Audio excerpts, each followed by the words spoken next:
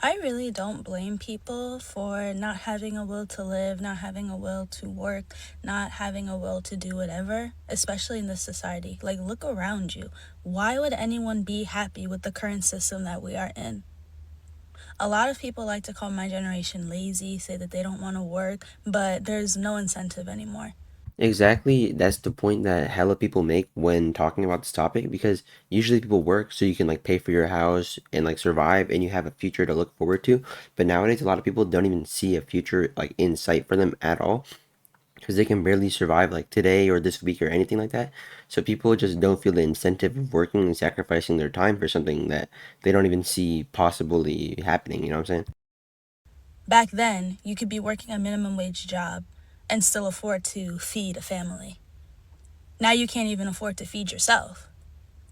So it's just like, what the fuck is the point? You know what I mean? Like, I feel like a lot of us are just so tired of living in a society that does not see our worth, that does not see our value, that does not, just like we're not getting the fruits of our labor, essentially. It's all just labor, labor, labor, labor, labor.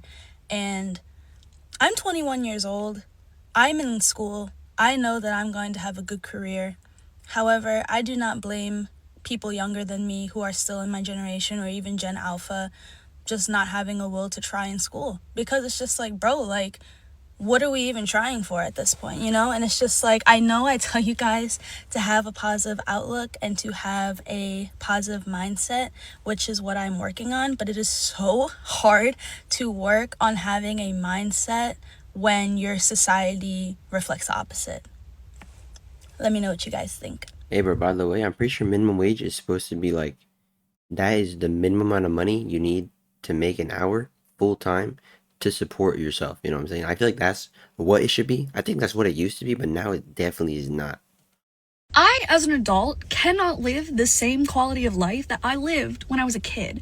And for some reason, people try to convince me that I shouldn't be upset by that. And it's not like I grew up wealthy. We were a family of 6, and my mother was a stay-at-home mom for years. So my dad, who worked at a fucking car factory, was able to support our house, his wife, and 4 children. And again, we weren't wealthy, we weren't doing anything super extravagant, but we could go out to restaurants pretty frequently. We could visit our family in other states by driving on a frequent basis. We had money to still live lives, just nothing crazy. And like growing up, of course, I wanted to be able to have that kind of life for myself.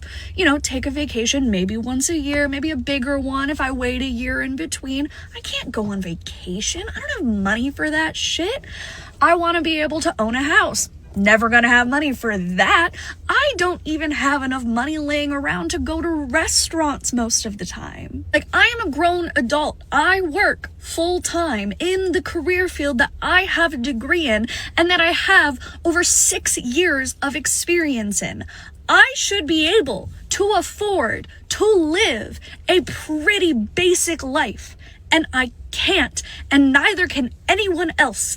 And just because that is the way things are right now, doesn't mean I have to accept it. Doesn't mean that I have to be okay with it. So I just want to reiterate, I'm pretty sure minimum wage is what you're supposed to that's the minimum you gotta make to live, you know what I'm saying? And also the fact that people who like go to college, have degrees, have a hella experience, they still can't make enough money to support themselves. Like, I mean, yeah, you can blame it up to like financial decisions and stuff like that, but at the end of the day, it's like it's happening very, very often to the point where there has to be an issue, you know what I'm saying? Like, even if it, you know what I mean? Like, I don't know if you guys get what I'm picking up, but that's just how I see it, though. I'm really just fed the fuck up. Like, I was thinking of taking my son out of preschool because of how damn expensive it is. Like, I just found out my daughter is in kindergarten, but she needs summer care, right? So I was going to send her to my son's preschool. It'll be over $2,000 a month. I didn't know you had to pay for preschool. Or is it like a private preschool or something like that? Or is it just like, that's just how preschool is? I don't know. A month to send them both to fucking daycare so I can work. $2,000 a month. That's more than my rent. My rent is $1,500 a month though. My car payment is $600 a month. My insurance is $200. It's fucking, and I don't even have health care. I don't even have fucking health care. My kids are on fucking CHIP.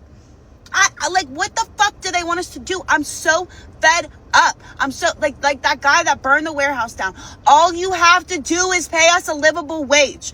All you have to do is make life affordable. It was $75 to fill up my Toyota RAV4. What the fuck is that shit?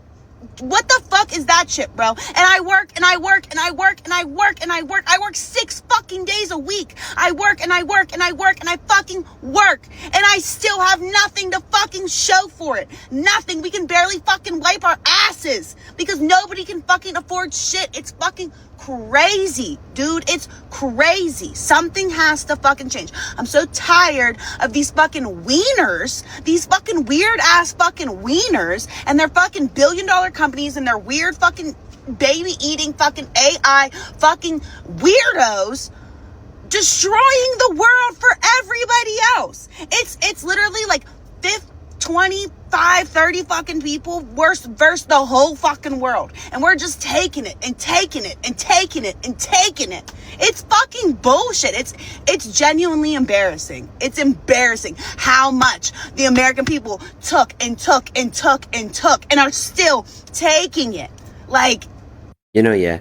Like, that ass is all about money, and the system is set up to keep us where we are and keep us struggling, so the people who are already wealthy right now can just continue to get more wealthy and wealthy, and the gap between the people who are wealthy and the people who are working and the people that are broke becomes even bigger and bigger and bigger, you know what I mean? They want to keep that gap so they have all the, like, power, I guess, you know what I'm saying? You ever notice something? Every cheap way to live is slowly disappearing, guys. Living in an RV, more restricted. Tiny homes, banned in a lot of places. Camping long term, illegal. Sleeping in your car, ticketed. Even owning land doesn't mean you can live on it how you want to. And it makes you start asking a question. Why? Why does it feel like every exit door is being quietly closed? Because it's not just about housing here. And when people find a way to live cheaper, well, they step outside the system. And that's something the system doesn't like. Welcome back. If you're new to the channel, take a moment to subscribe. It'd really help out.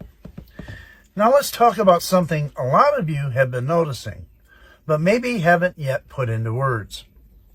There was a time when if life got too expensive here, you had options. You could downsize, move, live simpler, find a way. But now, well, those options are shrinking. They're regulated, they're priced out, or made illegal. And today I want to talk about that and why that is. Because when we start seeing the pattern here, you'll understand what I'm talking about. Have you noticed this where you guys are at? Are cheap living options disappearing or getting restricted? Tell me down below. I'd like to see how widespread this is, because I think it's bigger than we all realize. So, not long ago, people had options. If you hit hard times, you had fallback plans. You could live in a trailer. You could stay on a piece of land, camp for a while, fix something up slowly, and live rough for a bit, and rebuild. And it wasn't comfortable, of course not, but it was possible. There were exit doors, real ones, and people used them, and they got through hard times because those doors existed. But now, well, those doors are being locked, one by one, and quietly. Let's talk about RV living for a moment, because for a lot of people, this is the last affordable option. Small space, lower costs, mobility, and freedom. Or at least it used to be. But now, well, cities are banning overnight parking, Walmarts are cracking down now, counties restricting long-term stays, campgrounds are raising their prices as they're being bought out by private equity, and lot rents are going through the roof. So when you try to live simply here, suddenly you're running into rules everywhere. Because RV living here breaks the model. You don't need as much, and you don't consume as much, and you don't pay as much either. And that creates a problem here for systems that rely on consistency. Now, tiny homes here should have been the solution, guys. They're simple, they're efficient, affordable, but what do we see here? We're seeing minimum square footage laws, zoning restrictions, permit requirements, and utility mandates. And you can't just build something small and live in it, even on your own land. Well, why? Because they don't want too small. They want standard, because standard is predictable, and predictable is profitable. Now let's talk about the land ownership illusion here, because this one surprises a lot of people. You buy a piece of land, you think, well, I'm free. I can live how I want. Then reality shows up. There's septic requirements, building codes, inspections, utility rules, permits, fees. And you don't own freedom there. You're buying a piece of responsibility. The truth that we don't want to pay attention to in global politics is that corporations are getting to be more powerful than countries. And you can see that in a bunch of different data. The Magnificent Seven, the big tech companies here in the US, just surpassed the EU in their value. And like, if they were a country, they would be the most valuable country on earth together. But just Nvidia is bigger than like Germany. It's not just that too. The big three investment firms in the country, like BlackRock, they own 85% of the S&P 500. And BlackRock itself bought the Panama Canal last year, and it outfoxed China, the country of China, in buying that canal. And they don't just own the Panama Canal. BlackRock owns like 46 different ports around the world. And it's not just BlackRock. In India, the Adani Group is giant, and they own quite a lot of India's infrastructure, including airports. And they tried to expand that into Kenya last year, and the only reason they didn't is because American corporations sort of forced them to stop it. So in my series, Actually What's Happening, where we get away from breaking news and we talk about big global trends and topics, this is the 20th topic, and I've been waiting to do it because I've just been like, I don't know, underwater and busy and stuff. But this is an important topic because corporations are exerting their geopolitical power now in ways that we've never seen in the world before. And it's not like private business or money are like new in politics geopolitically, right? Like you can look back, I don't know, here's some like random examples. The Kilwa Kisiwani port in eastern Tanzania is a good example of like 13th century like regional dominance through merchant class. If you look at like the Medicis in 15th century Europe, they ultimately buy their way to a papacy and like a lot of power. You can obviously, like the East India Company took a lot of like geopolitical power and was very concentrated, particularly in terms of like how big the global economy was at that time. Or even more recently, like the U.S. Fruit Company that like took over Central and South America was also very powerful and was like this powerful corporation that took over geopolitics. But none of those were as powerful in a global sense or held as much capital globally as the current concentration of power in corporations and multinationals that we see today. One thing that makes a difference is that it's happening globally all at once. So Magnificent Seven hold a stranglehold on digital infrastructure globally. And we talk about digital sovereignty on this channel, but like that digital sovereignty in part is countries and regions like the EU trying to rip back some sovereignty from just the tech companies themselves, not just from the US. It's the US based tech companies who obviously have become embedded in the US government in crazy ways in the last year, but have been holding and amassing power in a big way in the US government and also governments around the globe for a long time. There's like a level of infrastructure dependency that like governments have run into where like a lot of infrastructure has become privatized. And it's not just like physical infrastructure like ports in Panama, but it's also digital infrastructure. And if you think about like Elon Musk's empire with Starlink satellites, changing the war in Ukraine and Russia, depending on who's currying favor with him, that's something that goes far beyond a country's control, right? And you could say that like states are still very powerful and still control companies and corporations. And I think that's true. Like there's a little bit of a push and pull, but right now corporations hold more power than they ever have in the history of the world in terms of global economy and global geopolitics. And so I want to get into that a little bit, but it is true that in some ways states still hold the power and the reins. And actually this Economist article dug into this month where like they sort of said that like multinational corporations are like actually shifting supply chains based on which countries they think are going to get along in the future instead of choosing based on like the lowest cost in order to provide like the highest ROI in that investment. And I think like that shows that like countries making regulations or geopolitical moves can still impact multinational corporations to the effect of like the detriment of their bottom line. But corporations are getting into places like the White House and still swaying how those decisions are actually being made. So it's not an airtight case. So there are a few things that I'm going to be looking into in this part of the series. One is the privatization of government services, and that in the US looks like everything from like the privatization of the prison system and of tollways and of digital infrastructure.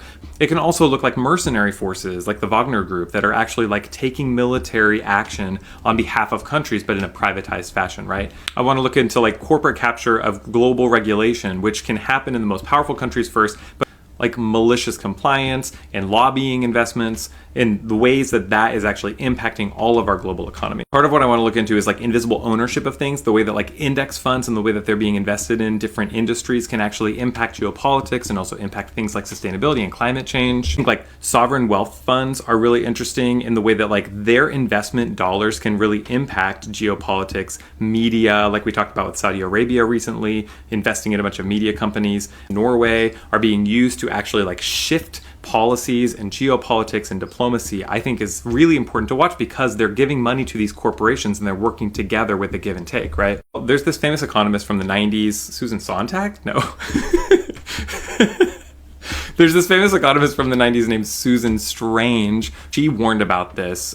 She's passed away now, but she basically was like, people who are studying international relations and geopolitics need to be incorporating corporations into the way that they think about geopolitics because multinational firms were growing so fast in the 90s. And that power and money has only consolidated since then in huge ways. And so we need to be like looking at it in a more concentrated way. But like, what am I missing? Like this audience, y'all are like very smart. Give me some ideas, some references, and some interesting points to look into. I'm not as interested in looking at like individual income inequality as I am at looking at like the systems that are shaping that, because that kind of thinking is the only way that we're going to be able to find ways to combat that and make life better for all of us, like normal people. So